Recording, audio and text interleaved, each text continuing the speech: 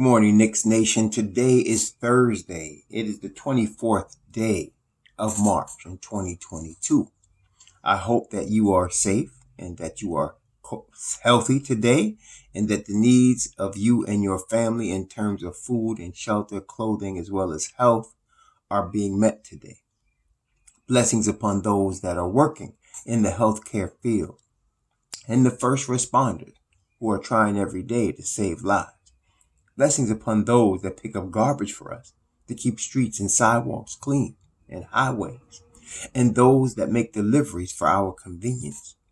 Double blessings on the men and women trying to rescue, deliver, and recover the children, toddlers, teenagers, and adults who are the victims of prostitution and child prostitution, pornography and child pornography, human trafficking and sex slavery, child molestation and pedophilia, and double curses upon the perpetrators, the perverts, and the profiteers who traffic in this human misery. Finally, blessings upon those that are homeless, nearly 600,000 men, women, and children in the United States of America today with no roof over their heads, and millions around the world in similar or worse conditions. Blessings upon them, for theirs is the kingdom. There was a basketball game last night in Charlotte, North Carolina. The New York Knicks defeated the Charlotte Hornets handily, 121-106. It was a wire-to-wire win, one of the best wins of the season for the New York Knicks. The ball was moving. I don't recall a game this year. There might have been one, and maybe I just, because this was their 73rd game, but the ball was moving. They had 30 assists. I don't recall a game where they actually had a lot of the good teams in the NBA have close to, like the Golden State Warriors, they have close to 30 assists all the time, but that doesn't happen on the Knicks because there's a lot of ball stopping, as we know. There's a lot of ISO ball.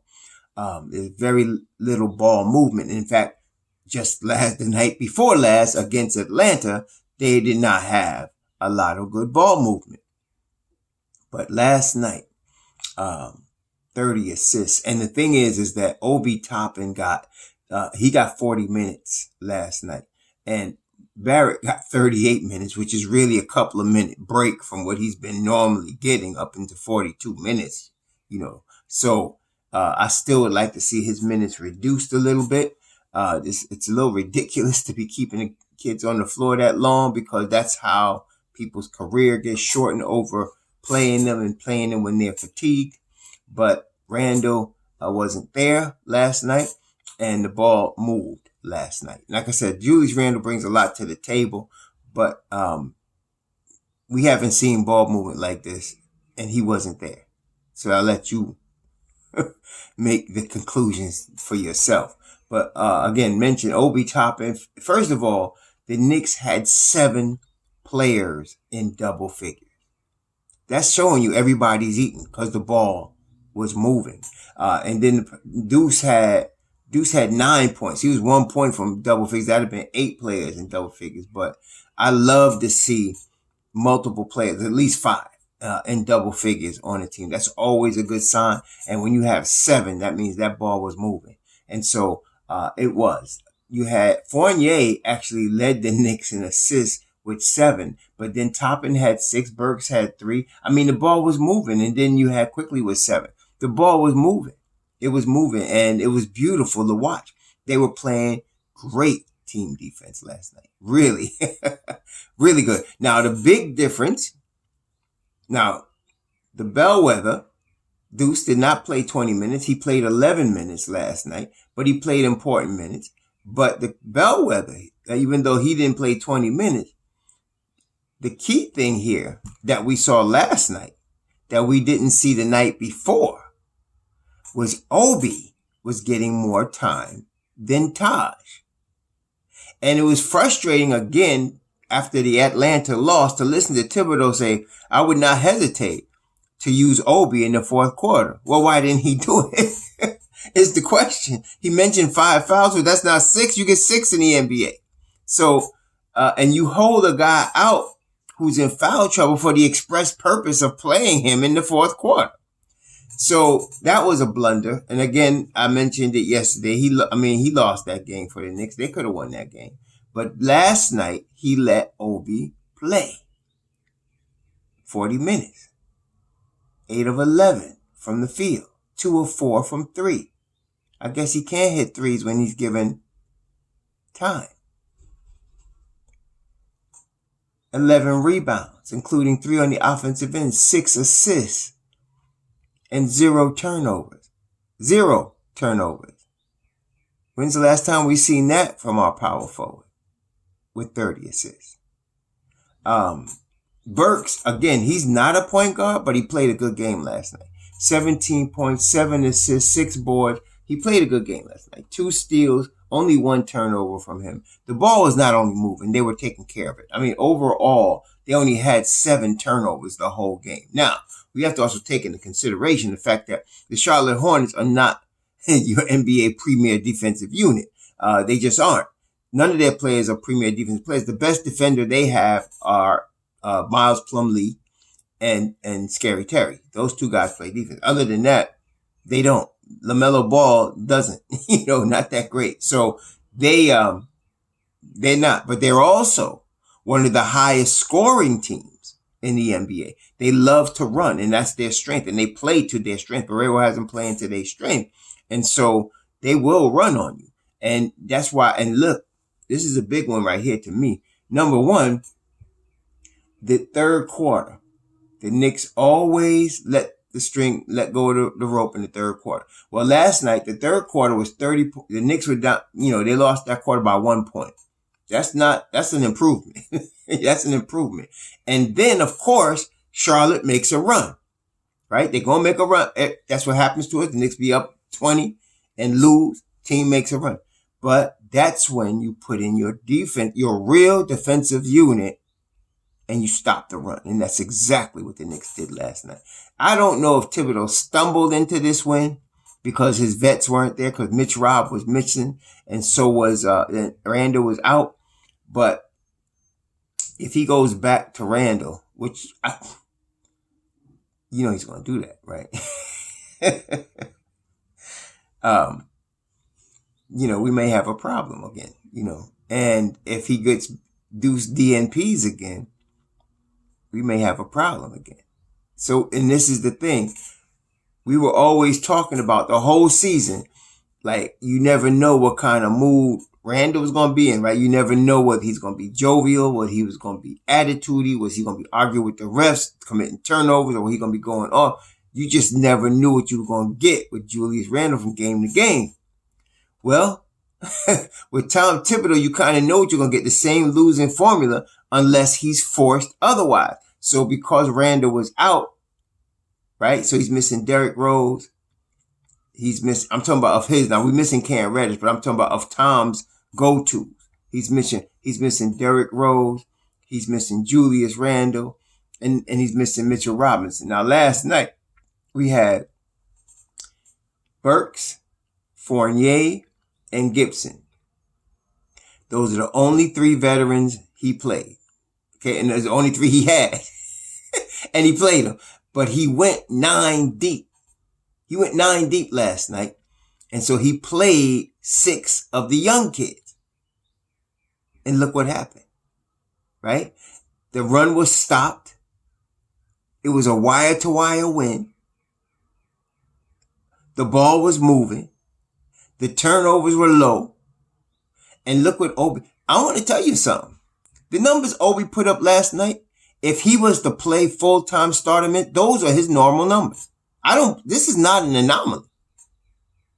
Those would be his normal numbers. Okay?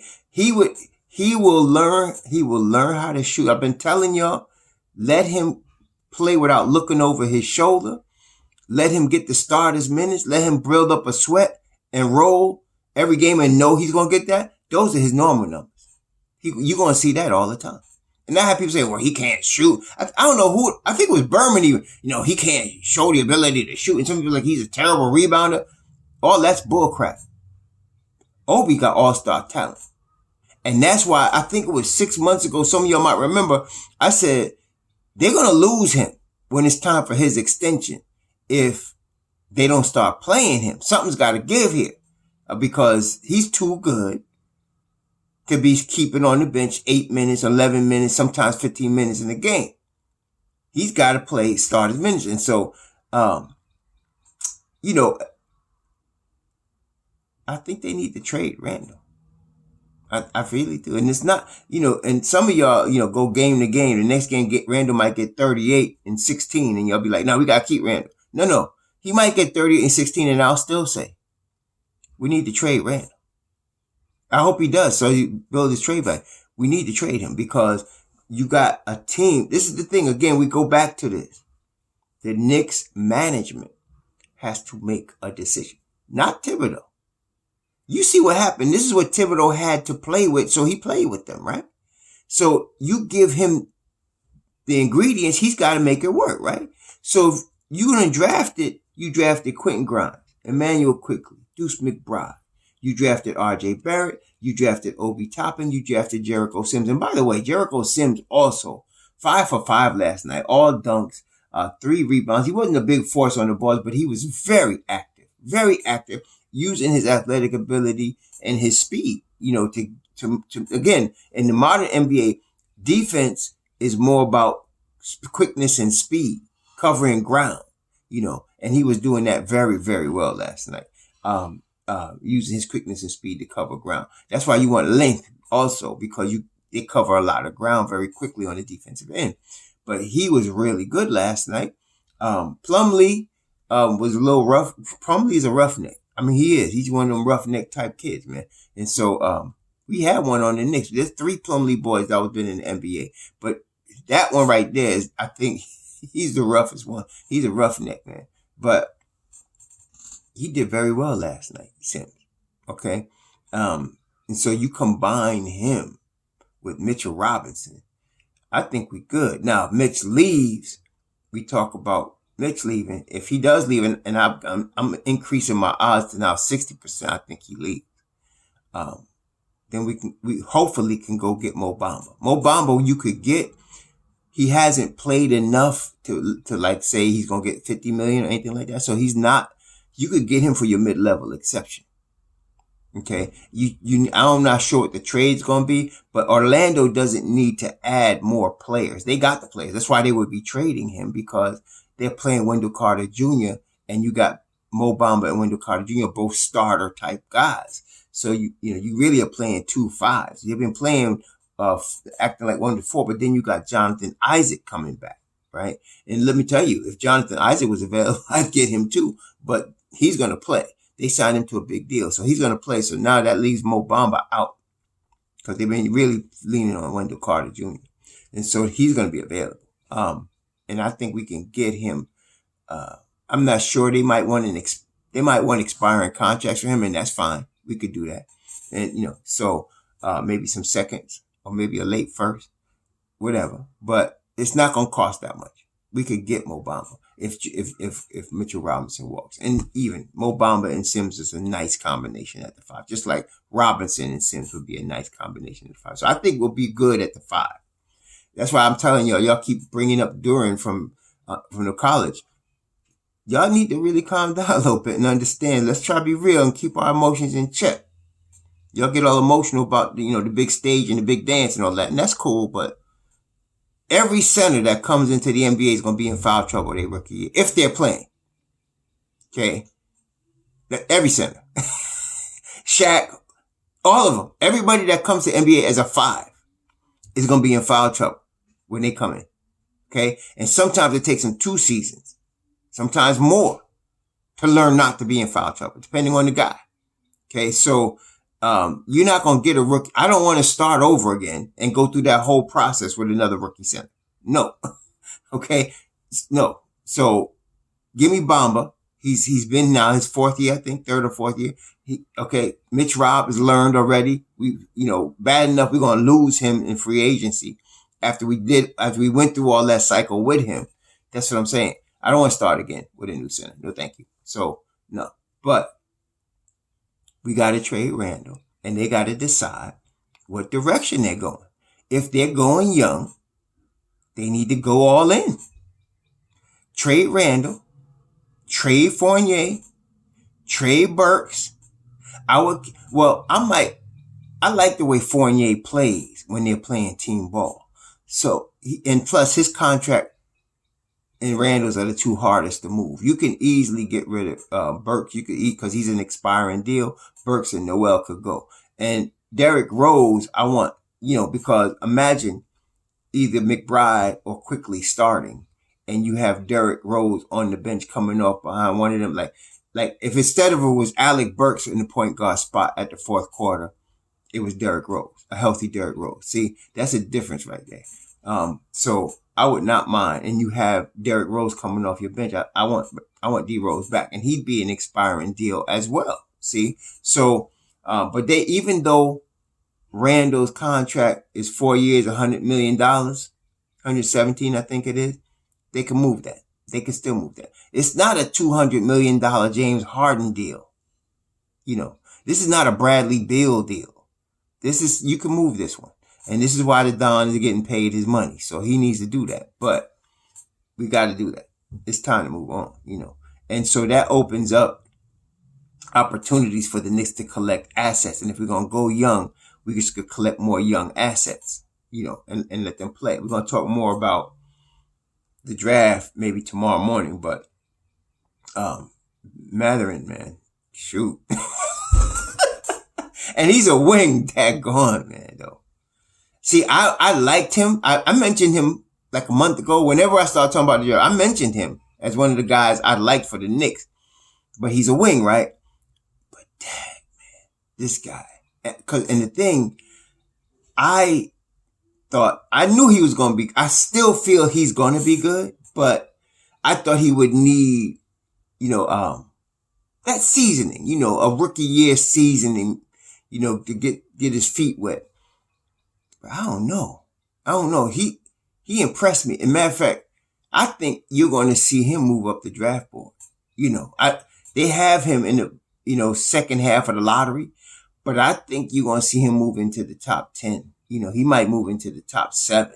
I mean, that's what happens. Remember last year we were looking at the kid from Virginia, Murphy III, and I liked him and nobody had looked at him. Then all of a sudden, you start seeing him moving to the draft board. I thought he would be in the Knicks range, and then he got to the point where you'd have to trade up to get him. And I was like, dang, see, that's going to happen to Mathurin because he's that good, man. Shoot. Anyway, we'll talk about him. But if you're going to go young, you want to get some assets, some young assets. You don't need as many veterans. You know why, too? Because now RJ would be in his 4th season and he'd be 22 and he's a veteran, right? Even though he's only 22, he's a veteran. And Quickly would be in his 3rd season. Obi would be in his 3rd season and 24 years old. These guys would be more closer to the beginning stage of what you would call a veterans, right? Next year. So that's who Tom should be riding next year, right? Because he'll have them. So we'll see what happens, but I'm excited if they go in that direction. And I'm cautiously optimistic. I think they will. I think they will go in that direction. I mean, in the other direction, of course, is, you got the 6 guys you saw play last night, plus Mitchell Robinson. Let's say there's 7 kids. So you trade 4 of them for veterans and you leave 3. So you'd leave a RJ Barrett. Well, Mitch Roberts going to leave. So you leave a RJ Barrett. You'll get a Mo Bamba. And then you pick whatever one other. Maybe Grimes you keep. Maybe McBride you keep, because those would be McBride being the 2nd round. He might be the less valuable. But that's if you're going to go a veteran route. That's what you do. So it's going to be interesting to see, because we know what Tom Thibodeau wants. Tom Thibodeau will trade all these kids for 30-year-olds. You think I'm lying? That's exactly what he'd do. He'd trade all these kids. And if any of his former Bulls players was still playing, he'd get all of them too. So you cannot have him make personnel decisions. You cannot. So Leon, Walt, Scott, Wes, Houston, they got to decide what direction this franchise is going to go. I feel like they're going to go young because it wouldn't be like Oklahoma City, like starting from scratch, because the young guys we got are much more polished, I feel, than other teams rebuilding. Much more polished. So, as you saw last night, that's what they're capable of doing. And then you let Tom Thibodeau whip them, they'll be good. I know everybody say fire Tibbs, and I'm not going to argue with you because I can't defend him. But I do believe, remember now, he if you give him all kids and that's what he's got to play, I think he's good for the kids for a year or two. You'll get something out of him, right? With that, you give him a Randall that he's going to play 100 minutes a game, or you give him, Fournier, or, you give him Burks that he just loves, now you're messing up. Hopefully he doesn't run D Rose in the ground when D Rose gets back. I don't think D Rose wants that. And I think D Rose has enough juice with him to say that. So, D Rose should be coming off the bench at 34, for 15, 20 minutes a game. You want him closing games for you. So anyway, it was a beautiful win last night. It was beautiful basketball to watch. If you like basketball, that was poetry last night, what you saw from the Knicks. That was beautiful basketball last night. So now they're going to go into Miami.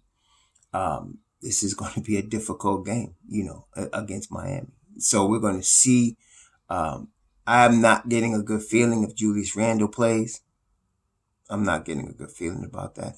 He's going to play the same five and, sit Deuce and play Grimes. Probably Grimes and Quickly would get a lot of time.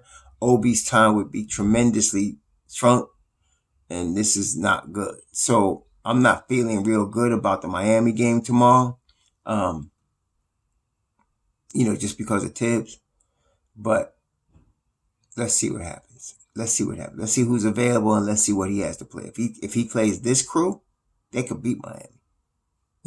And if we could add Mitchell Robinson to this crew right here, you have the same crew.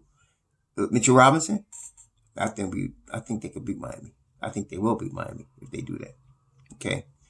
McBride's shot is coming along. Last night, he played 11 minutes, scored 9 points, 3 of 4 from the 3-point line.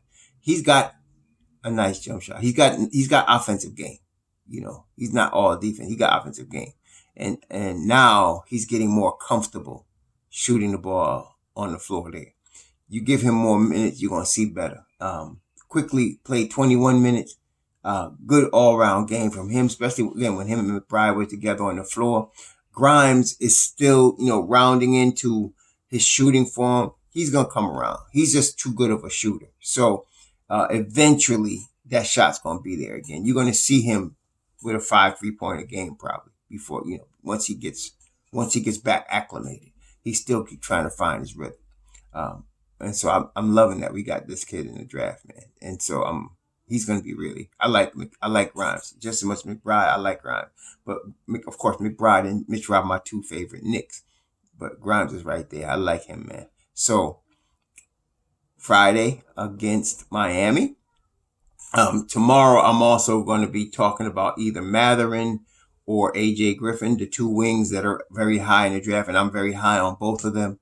We'll talk about that. One of them, it'll probably be Matherin because I really like that kid.